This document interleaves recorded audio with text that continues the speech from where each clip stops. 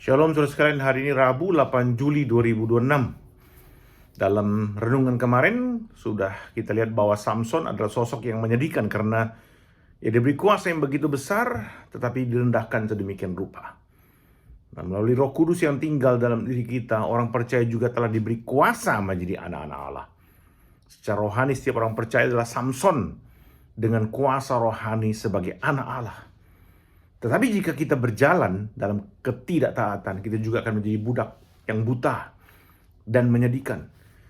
Nah sekarang bagaimana caranya supaya kita tidak menjadi budak dosa?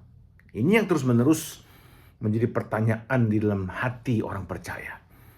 Bagaimana kita supaya tidak menjadi budak dosa? Yohanes 8 ayat 31-36 yang kita bahas ini adalah menunjukkan, Yesus itu menunjukkan perbedaan antara iman yang dangkal, yang gampang menjadi budak kembali pada kemanusiaan yang lama. Perbedaannya dengan seorang murid sejati. Nah, apa tanda murid sejati? Pertama, tinggal di dalam firman Tuhan. Tinggal dalam firman melibatkan dua hal, saudara ya, mempelajari firman dan mentaatinya. Hasilnya kemerdekaan. Kristus menunjukkan kepada kita prosesnya dalam ayat 31. Jika kamu tinggal di dalam firman-Ku, kata Yesus, kamu benar-benar murid-Ku. Jadi ketika seorang tinggal dalam firman-Nya, ia menjadi murid. Secara harfiah itu pelajar, the learner. Jika kita menjadi pelajar kebenaran, maka kebenaran lebih lanjut itu akan terbuka bagi kita. Yang sebelumnya kita nggak pernah tahu, nggak pernah terpikir. Ini dikatakan dalam langkah yang kedua, dalam ayat 32. Dan kamu akan mengetahui kebenaran.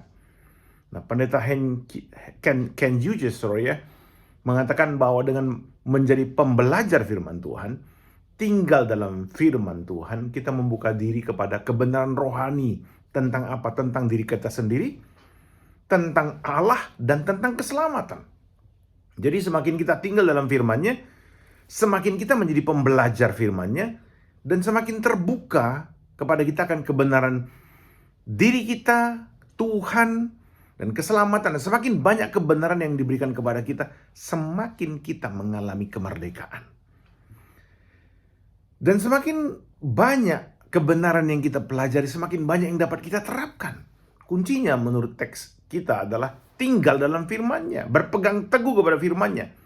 Nah, tinggal itu dimulai dengan belajar firman Allah. Penting sekali saudara mendasarkan hidup kita pada kitab suci. Matius 4:4 mengatakan manusia hidup bukan hanya dari roti saja, melainkan dari setiap firman yang keluar dari mulut Allah. Kita semua perlu mengenal firman Tuhan karena itulah sumber kehidupan yang orang percaya punya. Dari mengenal kita perlu tinggal dalam firman-Nya. Tinggal dalam firman-Nya adalah mentaati firman-Nya.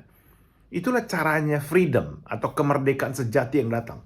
Mentaati firman-Nya. Kita membaca firman Tuhan, kita mentaatinya, kemudian akan merdeka. Maukah kita hidup demikian hari ini, saudara ya? Besok akan kita bahas mengapa banyak orang Kristen masih tidak merdeka dari dosa-dosa lamanya. Amin, saudara. Tuhan memberkati sekalian.